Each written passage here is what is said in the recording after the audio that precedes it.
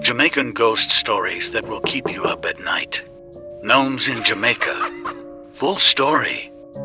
A young girl used to spend a lot of time at her auntie house on the weekends when she was younger, 'cause her auntie and mother used to go to party sometimes, or she would just want to go to be with her favorite cousin.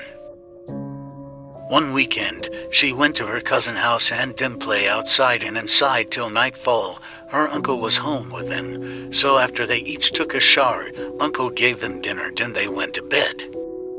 As the little girl slept, she started to feel Duppy the hole her down. The Duppy hole her down and she couldn't move. She was only able to open her eyes, and when she did, she looked in the corner of the room and saw something strange. There were some gnome-looking creatures right there, just looking at her. She was terrified but couldn't move.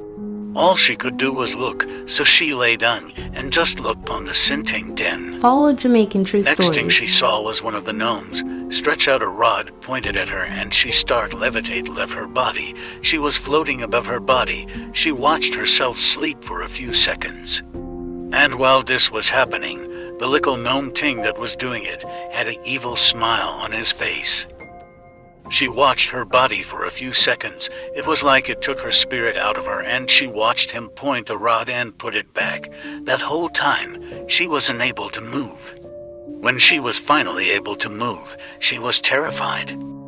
She jumped up and got in the bed with her cousin. The next morning, she told her cousin about it but didn't say much about it after, because it was so bizarre and unbelievable that she didn't think anyone would believe her.